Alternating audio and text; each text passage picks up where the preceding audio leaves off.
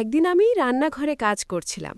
হঠাৎ শুনি আমার শাশুড়ি পাশের ঘর থেকে ডাক দিলেন, বৌমা, একবার এখানে এসো তো। আমি এলাম শাশুড়ির ঘরে। উনি বললেন, শোনো, আজ বিকেলে ওর বন্ধু আসবে, ভালো করে নাস্তা বানাতে হবে। আমি হেসে বললাম, আচ্ছা মা, সব ব্যবস্থা করছি। কিন্তু মনে মনে খচখচ করছিল, আমি দিনরাত খেটে যাচ্ছি, অথচ স্বামীর চোখে তার কোনো দামই নেই।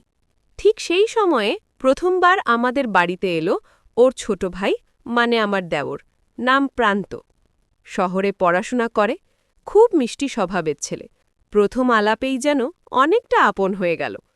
হালকা ঠাট্টায় আর কি মিষ্টি হাসি, সব কিছুতেই যেন একটা প্রশান্তি এলো। আমার জীবনের প্রথম দিন থেকেই প্রান্ত, মানে আমার দেওর, আমার সাথে খুব সহজভাবে মিশে গেল। আমি ভেবেছিলাম বয়সে ছোট, হয়তো লাজুক হবে, কিন্তু না, তার মিষ্টি কথা, হাসি ঠাট্টা যেন ঘরের পরিবেশটাই বদলে দিল। সেদিন রাতে সবাই খাওয়া দাওয়া শেষে ঘুমাতে গেল। আমি একা জানালার পাশে দাঁড়িয়ে বাইরে তাকিয়েছিলাম। মনটা কেমন জানি খালি খালি লাগছিল। হঠাৎ পিছন থেকে প্রান্তের কণ্ঠ এলো, ভাবি, ঘুমাতে গেলে না? আমি একটু চমকে তাকালাম। না রে, ঘুম আসছে না। সে হেসে বলল, তাহলে একটু গল্প করি, ঘুম চলে আসবে। তারপর আমরা দীর্ঘক্ষণ গল্প করলাম, পড়াশোনা, শহরের গল্প, আমার শখ, সব কিছু নিয়ে। আমি অবাক হয়ে দেখলাম, এই ছোট ছেলেটার মধ্যে কি অদ্ভুত মায়া আছে। যে অনুভূতিটা আমি আমার স্বামীর কাছে পাইনি, সেই যত্নটা যেন অজান্তেই পাচ্ছিলাম প্রান্তের কাছ থেকে। পরদিন সকালে আমি রান্নাঘরে চা বানাচ্ছিলাম। হঠাৎ দেখি প্রান্ত এসে বলল, ভাবি, আমি তোমাকে সাহায্য করি। আমি হেসে বললাম, তুই বস, আমি সামলে নেব। কিন্তু সে জোর করল, বলল, না ভাবি, এত কাজ একা তোমার করতে ভালো লাগে না, আমি আছি না। তার চোখের সেই আন্তরিকতা দেখে আমার বুকটা যেন হঠাৎ কেঁপে উঠল। আমি ভাবলাম, এই ছেলে তো আমাকে নিজের আপনজনের মতোই দেখছে। কিন্তু তখনও বুঝতে পারিনি এই দেওর ভাবির সম্পর্ককেই সমাজ একদিন অন্য চোখে দেখতে শুরু করবে। দিন যেতে লাগল, প্রান্ত যেন ঘরের প্রাণ হয়ে উঠল। যে বাড়িটা এতদিন আমার কাছে শুনশান ফাঁকা মনে হতো, সেখানে যেন নতুন আলো এলো। প্রতিদিন সকালে সে হাসি মুখে এসে বলতো, ভাবি, আজ চা আমি বানাবো, তোমার একটু বিশ্রাম দরকার। আমি হেসে বলতাম, আরে, তুমি পড়াশোনা করো, এসব আমার কাজ। কিন্তু সে জেদ করে রান্নাঘরে ঢুকে যেত। তার এই শিশুসুলভ জেদের কাছে আমি বারবার হার মানতাম। একদিন বিকেলে আমি মাথা ব্যথায় বিছানায় শুয়েছিলাম। হঠাৎ প্রান্ত এসে আস্তে করে আমার পাশে বসল, হাতে এক কাপ গরম দুধ। সে বলল, ভাবি, তোমাকে আমি একা দেখতে পারি না। তুমি যদি কষ্ট পাও, আমিও কষ্ট পাই।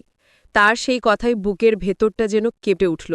আমি অনুভব করলাম, এতদিন পরে কেউ আমার কষ্টটা সত্যিই বুঝতে পারছে। সেদিন রাতে আমি অনেক ভেবেছিলাম, যে যত্ন, যে ভালোবাসা আমার স্বামী কখনো আমাকে দেয়নি, সেটা আমি অজান্তেই খুঁজে পাচ্ছি আমার দেবরের কাছ থেকে। কিন্তু ঠিক সেই সময় আমার কানে এলো কিছু ফিসফাস। আত্মীয়রা, পাড়া প্রতিবেশীরা বলতে শুরু করল, বিধবা ভাবি আর দেবরের মধ্যে নাকি অদ্ভুত ঘনিষ্ঠতা হচ্ছে। কথাগুলো শুনে আমি যেন ভয় পেয়ে গেলাম।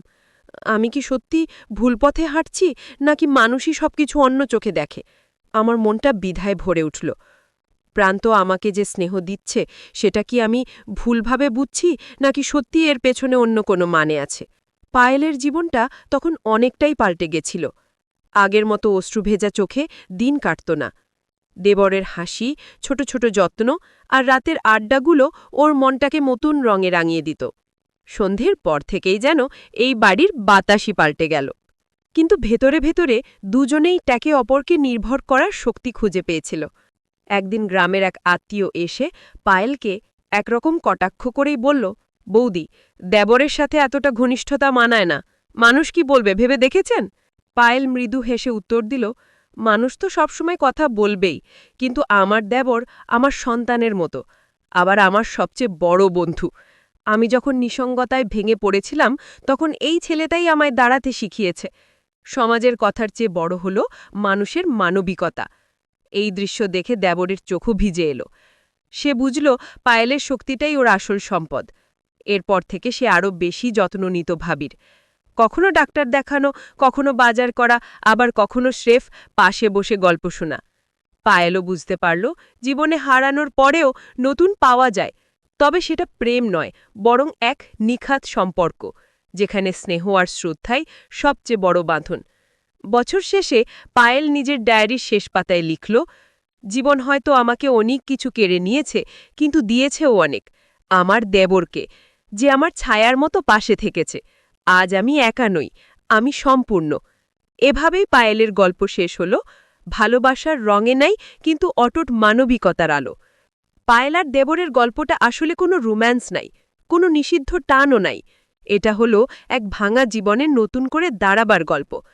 স্বামী মারা যাওয়ার পর সমাজ পায়েলকে শুধু দুঃখ আর নিঃসঙ্গতার খাঁচায় আটকে দিতে চেয়েছিল, কিন্তু ওর দেবর প্রমাণ করে দিল, রক্তের সম্পর্কের ভেতর থেকেও ভালোবাসা মানে শুধু প্রেম নয়, থাকতে পারে নিখাত যত্ন, দায়িত্ব আর আত্মীয়তার শক্তি। মানুষ ভুল বোঝে, কথা বলে, কিন্তু দিনের শেষে যেটা সত্যি টিকে থাকে সেটা হলো স্নেহ আর শ্রদ্ধা। আজ পায়েল জানে ওর জীবন একা নয়, পাশে আছে এমন একজন যে কখনো ওকে ভাঙতে দেয়নি, আর সেই শক্তিই হলো ওর নতুন জীবনের আলো। এই গল্পটা আমাদের শেখায়, সমাজ যত কথাই বলুক, মানবিকতার শক্তি সবচেয়ে বড়। সম্পর্কের গভীরতা প্রেমে নয়, দায়িত্ব আর মমতায়।